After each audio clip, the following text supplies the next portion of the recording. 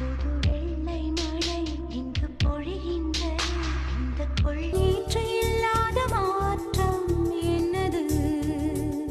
அவனே ஒன்ன தாங்காம வட்டியில் சோறும் வாங்காம பூக்கும் ஓசை அது கேட்கத்தான் ஆசை. ஊருக்குள் ஒளிந்திருக்கும் கனி கூட்டம் அதிசயம். மண்ணு தோட்டத்தில் பூவெல்லாம் கேட்டுப்பார் என் வீட்டு ஜன்னல். சிட்டுக்குருவிக்கு கூடு எதுக்கு?